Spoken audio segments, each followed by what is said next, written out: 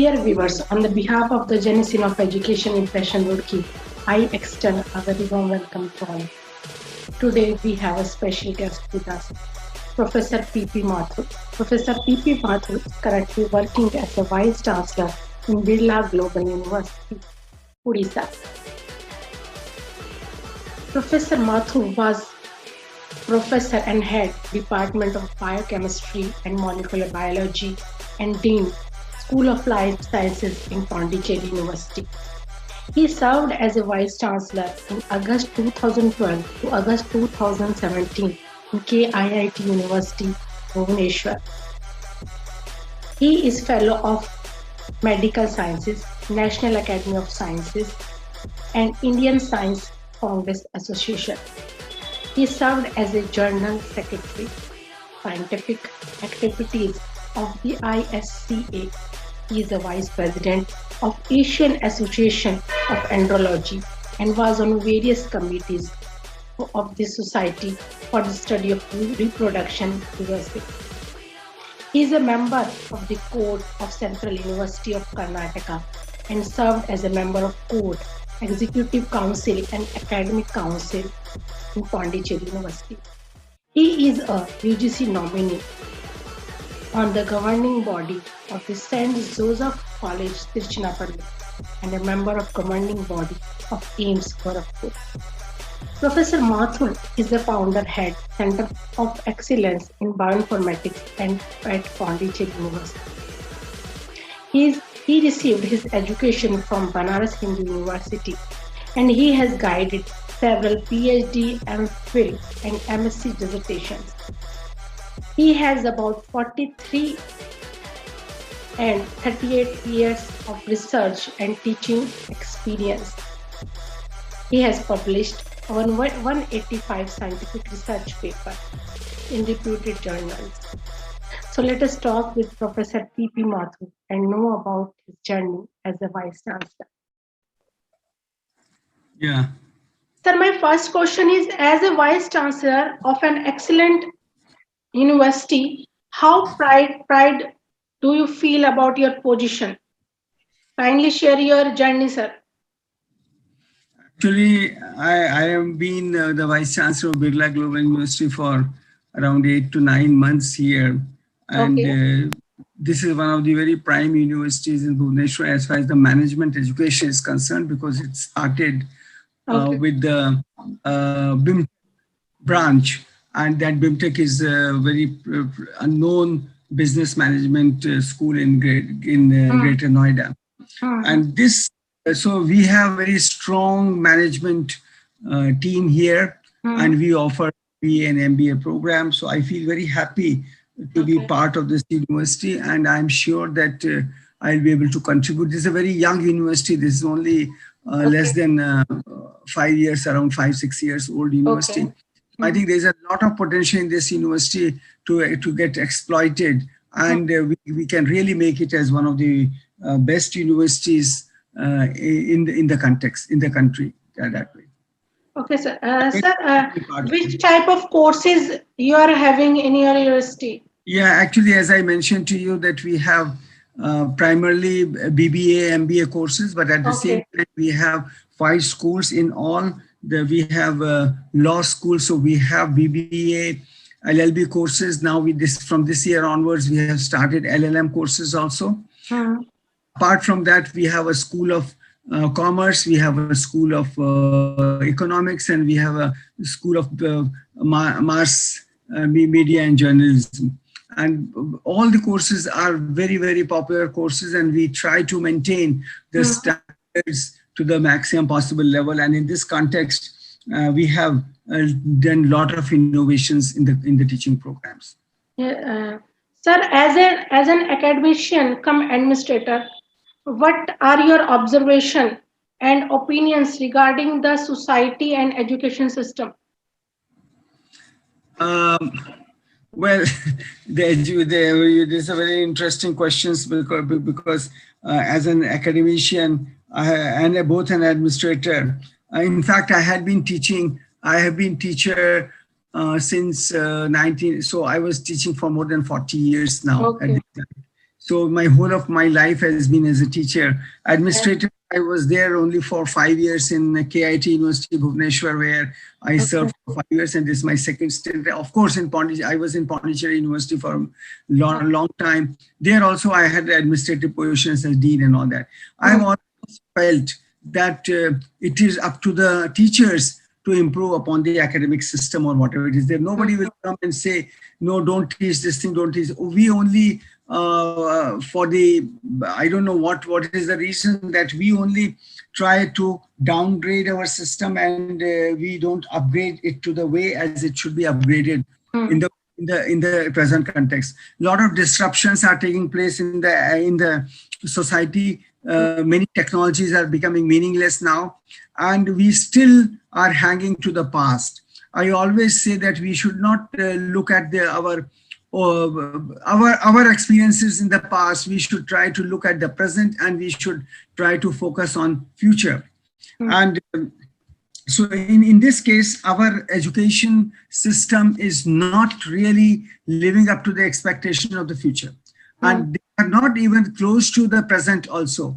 Most of the comfort zone for the teachers and administrators is past. Whatever has been done, it is a time-tested thing, and we teach the same thing over and over again. Only few institutions progressive in nature, and they are trying to make it happen that they can introduce new subjects, new courses, and innovate. So I think the innovation has become a very important aspect for education system. And this is very well reflected in the National Education Policy 2020. And I'm sure that once National Education Policy is implemented in letter and spirit, things would change. So I'm very hopeful about changes which will take place. And the society is expecting a lot from the education system. Education system has been away from the societal needs, and the education system never bothered to address the societal problems. I think now connection with the society would be very important, and in the NEP 2020, it is very evident that the institutions have to align themselves with the society. Yes, sir. Sir, please share something that you would especially wish to change in the global education system for the betterment of a student in order to improve their employability. Yeah, the students are not that focused as they should be, and when they join a subject, they just join under great pressure of peers or parents or their teachers, and this becomes a problem to them because not everybody has interest in everything. So now the most important subjects to be studied have become, unfortunately, engineering and medicine. They are very important, no doubt about it. But at the same time, other subjects in the world are equally rewarding, equally important, and equally job opportunities to be given. Now everybody thinks that in the context of medicine and engineering, that if they study something, next day they should get a job without acquiring enough skill sets for that. And our education system has not been providing the skill sets to the level. I think ideally the skills should be around 50%, and around 50% should be the theoretical background. Even if it is 40, 60, it is quite acceptable. But the skills developed in the students are almost 0 to 10 or 15%. And with that, getting an employment would be quite challenging. And that's why the students, they should try to get as many skills as possible. Communication is one of the very important of the skills. And not only that, the other skill sets now even in the subjects of science, the students are not devoting their time in experimental studies. They don't know how to do experiments. So I think that this has changed the scenario, and even it is not promoted by school. I'm sorry to say that many of the schools they used to skip practicals in the classrooms, and they never used to prescribe that number of hours as they should have done. they were concentrating on the mugging up of the subjects and getting through the competitive examinations. And that was the motive. And even they always publicized that how many students got selected in engineering and how many students got selected in medicine, rather than what kind of skill sets they have imparted to their students. Which so for students, those who really pass out from many streams, including engineering also, they don't have much skill sets with them, and that challenges their employability. I feel that I will always wish that we should have more and more skills developed in the students. And now information is available at their fingertips. So Yes, in sir. the classroom, we should not focus too much on the information, too much on the, they will get information anyway, but they cannot lay their hands on certain things. So they should become competent, because whenever they go for a job, they'll be asked a question, what can you do? And Yes, if sir. this answer they may not have much. They might say, I have learned this thing, I have learned this thing, I have done this thing, but that is only, I think, and once they get into the system, only they learn something, and they should get the future skills which is required, and they should be constant learners. So I think these kind of things with the education system across should try to imbibe in the students. Yes, sir, because students are learning just theoretical things. They are not practical. So They are not nowadays, practical approach is very less compared to theoretical. You So are that's very why right. they don't have any skill. Just they are learning. That's true. Yes. And that's why different figures say differently, and many people don't accept it. Many of the bureaucrats won't accept it. But the truth is that around 80% students are unemployable. They don't have enough skill sets to do any job. And we hear that some PhD students, their PhD candidate passed out persons applying for very menial kinds of jobs. This shows their abilities, what they have been done. So every degree has been devalued. I think we should try to improve it. And in this new education, national education policy 2020, I think there is a lot of emphasis on skill set development. It's a good change. Yes, sir. Sir, your message for the youth of the nation? Because I'm just trying to say that we one thing students should understand it, that what they learn today will become meaningless tomorrow, and they will have to become a constant learner. Not today's skill sets will not help you tomorrow, and anytime you may have to shift your jobs, and some of the jobs which existed in the past do not exist today. Stenography jobs, if you have a skill set in stenography, nobody requires a stenographer now.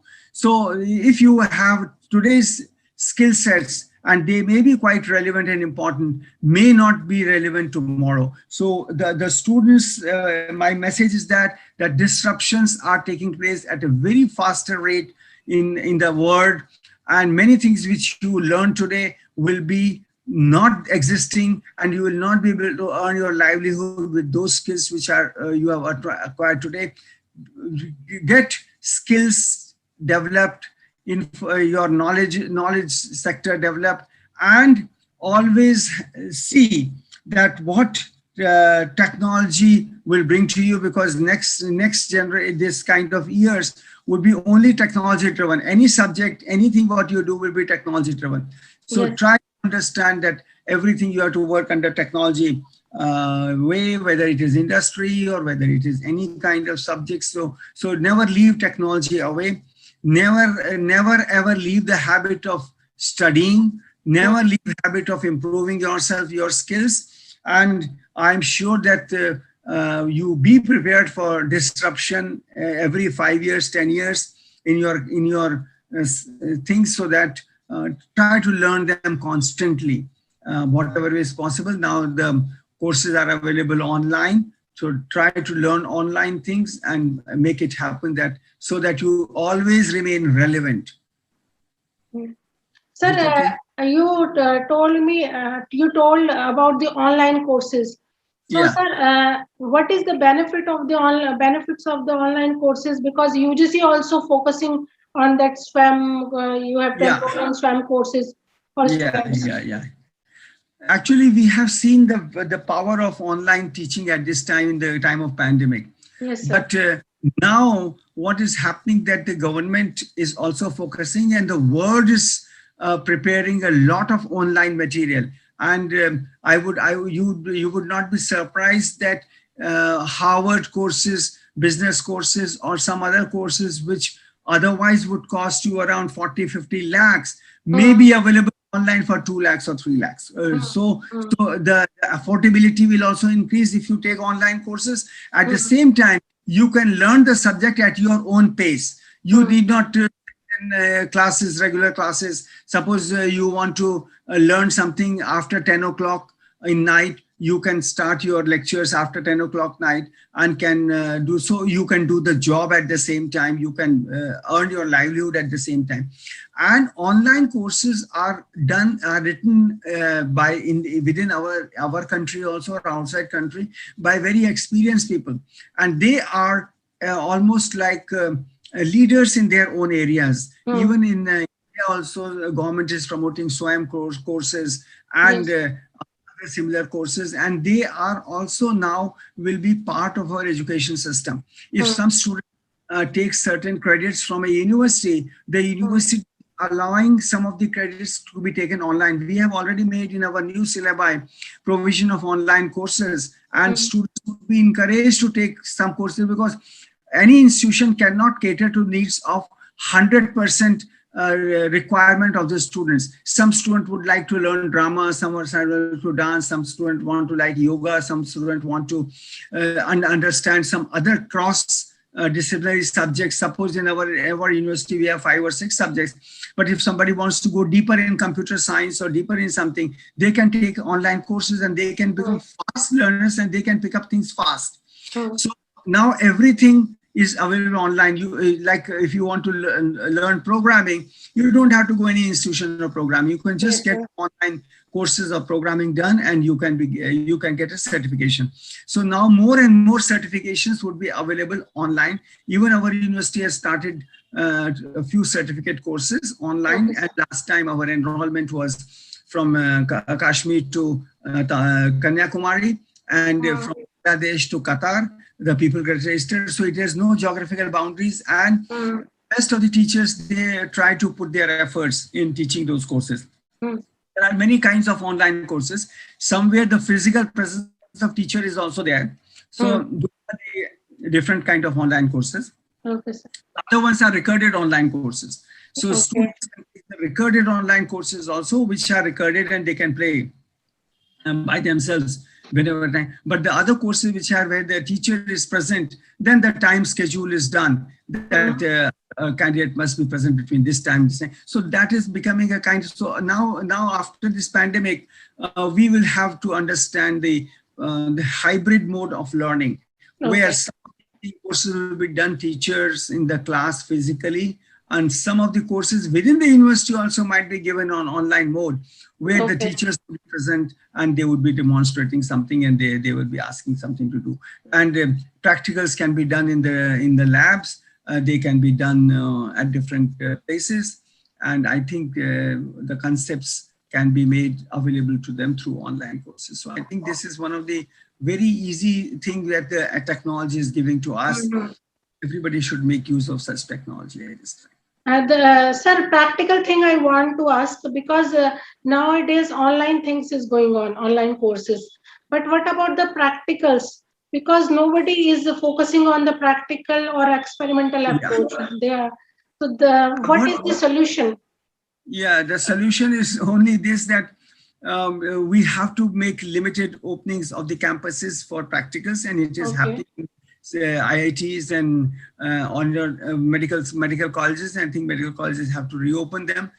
There are certain simulations, things are also developed. So simulations, some people can learn through simulations also. The simulations are there, so they can really understand by themselves that how it looks like. But there is no substitute of doing by yourself by your hands. So I think we have to encourage the laboratory where the students in a limited number, they can go and they can do things by themselves. But the basic grinding of them will be done online. The only thing is that offline they will be online they will be given all the instructions how to do it, and they will already know what to do and how to do. The only thing is that they have to do it by themselves and see that it works. So I think that has made the life much easier. Otherwise, the teachers have to tell in the class what to do. They have to demonstrate it. These demonstrations can be done online. The only thing is that the students to find comfort with the experiments they can do by themselves. But I think this, after a pandemic situation is over, we will have to devote more time in the classroom for practical work, and the theory work can be done online, or they can learn it in a very different manner. So different kinds of classes can be done, hybrid classes can be done. And now, since this huge information is available on the net and Google, everything is available. So I think the students at a point of time when we were students, the information was a big issue. Information was not, books were not available in the country. That time, the license regime was there. So the government would allow only certain amount of foreign exchange to be spent on the books. But now everything is freely available. Not only the books in the physical form, but the books on the online forms also. So many of the good institutions, they are subscribing all the resources online. Yes, sir. So anybody can learn by them. And finally, the experiment has to be done, but still their job employability will be better if they take certain courses, which even some practical kind of courses that are also available online, where they can learn by themselves and will know what are the steps, each step, which they can do at some place. So I think that is technology-driven learning, which would be for future. Yes, sir, because we are having a lot of resources on the internet and from the books, online books, but just students should focus on the right direction, how to learn, how to improve skills. So thank you very much, sir. Yes, sir. Yes, please, sir. And I would say the teachers also have to upgrade themselves, because teachers are the mentors, and we are trying level hard, because teachers want to remain in their comfort zones, and they don't know what exactly is available online, and students know before the teachers do know. So we are also upgrading teachers, and we are trying to have different programs where we would try to help them so that they can help the students in turn for yes, that. Sir. Continuously we have to upgrade our knowledge, especially continuous upgrade. And now I know in the national education policy there is an academic bank of credit. So the academic can leave at any point in time, and they can leave the credit in the bank. They can come back after even 5 years if their job, they want to upgrade themselves, and they can continue with those credits which were given, which were accumulated in the past. And so anyway, the modalities have to be done, and it is almost 1 year that they have done. I think pandemic has slowed down many of the things, but I think that now the chance is there that a lot of flexibility is available to the schools. Nobody, everybody is successful in their own way. If you think that now you get a job and you can leave the courses at this time, you don't have to discontinue with your program of master's degree or bachelor's degree. You leave them in the bank, and after either online availability, or you take leave and come back, or the universities offer accelerated courses, or the courses for such students, those who want to come back. I think enormous possibilities are there, and it is up to us how we take the benefit out of that. Thank you, sir, for nice interaction, and I wish all the students and teacher will get benefit from your instruction, because nowadays we need more and more skill for the employability and for the other things. And if we want to go for higher education, so we need more skill, more knowledge, because competition is so much high. So thank you very much, sir.